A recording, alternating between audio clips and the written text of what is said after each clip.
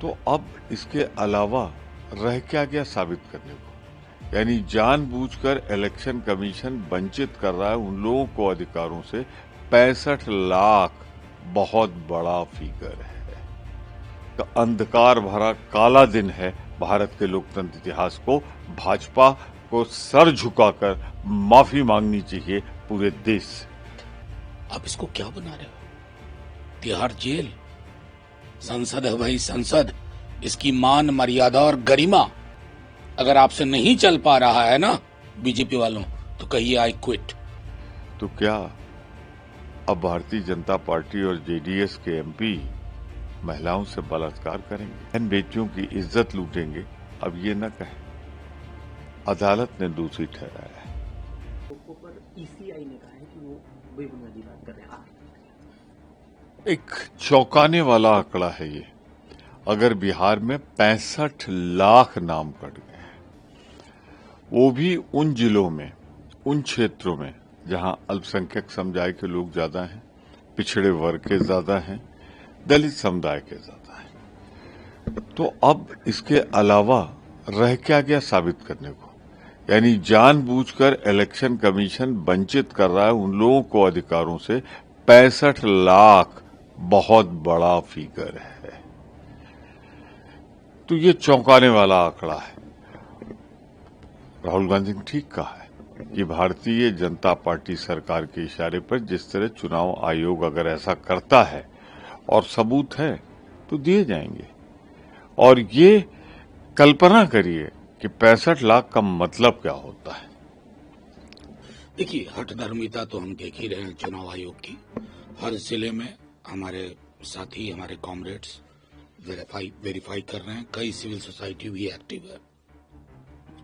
और हमने तो ये भी देखा कि चुनाव आयोग को स्पष्ट शब्दों में माननीय सर्वोच्च न्यायालय ने जो निर्देश दिया था उसका भी पालन नहीं किया गया। तो एक तरह से इशारे भी किसी और के हैं, इरादे भी किसी और के हैं। लेकिन मैं समझता हूं कि इस तरह की वोट बंदी की जो कोशिश हो रही है, स्पेशल इंटेंसिव रिवीजन मत कहिए, स्पेशल इंटेंसिव डिलीशन, उसका मैं समझता हूं खात्मा होगा। राहुल गांधी ने कहा है कि 100% सबूत है, वोट चोरी का मामला है। चुनाव आयोग का कहना है कि राहुल गांधी के आरोप आधारहीन हैं, गैर जिम्मेदाराना हैं और तथा कथित सबूत खोखले हैं। नहीं, कौन सबूत तो अभी आए भी नहीं। तथा कथित, ये सपना आ रहा है क्या? राहुल गांधी ने जो बोला है कि मेरे पास है, लेकिन आपको कैसे पता चल गया तथा कथित? अंग्रेजी में सो कॉल्ड। और वो चंडीगढ़ का जो मेयर था ना, मेयर के चुनाव में, वो तस्वीर भी आप ही के उपलब्धि की श्रृंखला की है माननीय चुनाव आयोग। अपने बड़े बड़े तस्वीर लगा करके ये जो मिसलीडिंग आप लगाते हैं ना, चुनाव आयोग का काम है कॉन्फिडेंस पैदा करना हर वोटर में, किसी पॉलिटिकल पार्टी के इशारे पे काम ना करना। संसद में बहस के लिए तैयार हैं, लेकिन एसआईआर पर बहस की अनुमति लोकसभा अध्यक्ष और राज्यसभा के सभापति तक नहीं। देखिए, महत्वपूर्ण ये है, एक ही पहलू मैं बताना चाहता हूं जो आपके माध्यम से लोगों को भी पता चले। कल हमारे पीठासीन अधिकारी ने कहा कि मामला सब जुडिस है, लेकिन उसी जुडिशियरी ना highest court of the land ने दोनों ही दिन जब सुनवाई हुई तो चुनाव आयोग से कहा कि मैक्सिमम इंक्लूजन के लिए आप आधार, राशन कार्ड और ईपीआईसी को समाहरित करिए, इनकॉर्पोरेट करिए। क्या ये इनकार अपने आप में शक का जन्म नहीं देता है? क्या संसद को इस पर चर्चा नहीं करनी चाहिए? बाबा साहब ने कहा था ना, 1 मैन 1 वोट 1 वैल्यू। यहां कुठाराघात तो उसी पे हो रहा है, तो क्या करे? मेरे देश की संसद मौन रहे? ये नहीं होता। राज्यसभा को लेकर ही अगला प्रश्न है, सीएसएफ की तैनाती को लेकर विरोध हो रहा है।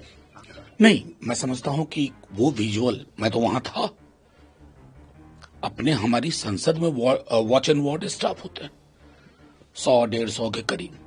उनका सबसे रिश्ता होता है। जब कभी ऐसी परिस्थितियां बनती हैं जहां विपक्ष और सत्ता पक्ष एक मुद्दे पर अलग अलग राय रखे, तो वो काम करते थे। आप इसको क्या बना रहे हो? तिहाड़ जेल, संसद है भाई संसद, इसकी मान, मर्यादा और गरिमा अगर आपसे नहीं चल पा रहा है ना बीजेपी वालों, तो कहिए आई क्विट। सरकार तो मार्शल कह रही है ना कि मार्शल के तौर पर तैनाती है। नहीं, आप सीआईएसएफ से बोरो करेंगे, मतलब सरकार का पहलू कितना खोखला है, आप इस बात से अंदाजा कीजिए। उनमें से किसी को हम नहीं जानते थे, अपने वॉच एंड वार्ड स्टाफ को तो हम सब जानते हैं। ये फर्क है। सरकार झूठ भी ढंग से नहीं बोलती है आजकल। मालेगांव मामले में एक गवाह ने कहा है कि एटीएस ने जबरन योगी आदित्यनाथ और आरएसएस के नेताओं का नाम लेने के लिए कहा था। प्रज्ञा ठाकुर के अत्याचार के नहीं, आप ये गवाह को, रोहिणी साल्यान को भूल जा रहे हैं। किस तरह की बात हो रही है इस देश में। रोहिणी साल्यान ने क्या कहा? वो क्या थी? वो हॉस्टाइल विटनेस या विटनेस नहीं थी, वो इस प्रक्रिया में संलग्न न्यायिक अधिकारी थी। उसने क्या कहा? मुझ पर दबाव है, स्लो जाने का, कुछ लोगों पे सॉफ्ट रहने का। वो अपने आप में बहुत गंभीर विषय है। लेकिन हाँ, मालेगांव में कोई ब्लास्ट नहीं हुआ, किसी की मौत नहीं हुई, कोई हताहत नहीं हुआ। ये हमारे देश का नया कानून है। मुबारक।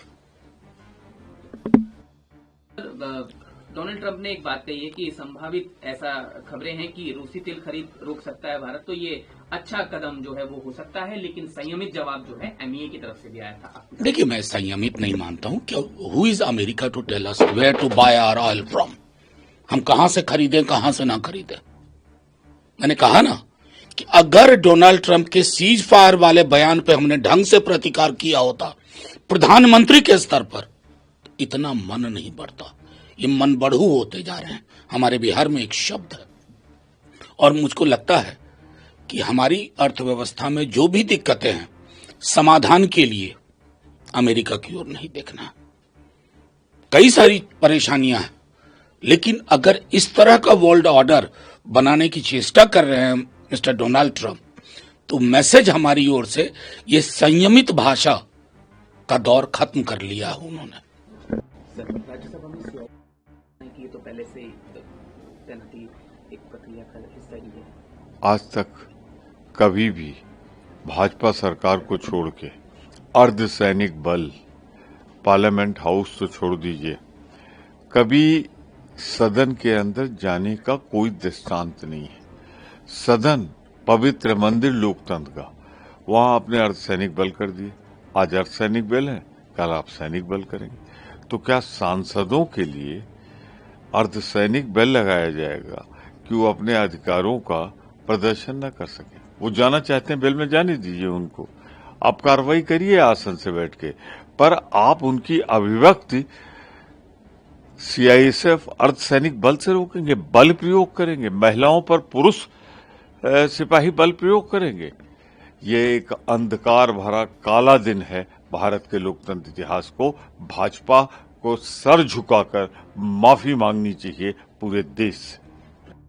ये जो फैसला है वो आ गया है, आज उस पे सजा का ऐलान, तो क्या कहना? प्रज्वल रवन्ना है कौन? सांसद रहे, भारतीय जनता पार्टी और जनता दल एस गठबंधन में सरकार है। उस समय सरकार थी, संसद में भी दोनों साथ साथ हैं, यहां भी मिलीजुली सरकार है। और ये ग्रैंडसन है देवगौड़ा के, जो भारतीय जनता पार्टी के परम पूज्य नेता है और जो मंत्री है ना भारतीय जनता पार्टी सरकार के केंद्रीय, उनके परिवार के। तो क्या अब भारतीय जनता पार्टी और जेडीएस के एमपी महिलाओं से बलात्कार करेंगे? अब ये न कहें, अदालत ने दोषी ठहराया है। बहन बेटियों की इज्जत लूटेंगे, ये आरोप लगे थे, अब तो कोर्ट ने साबित कर दिया। क्षमा याचना करेगी भारतीय जनता पार्टी की सरकार अपने सांसद गठबंधन के जो थे उनके कुकृत्य के लिए।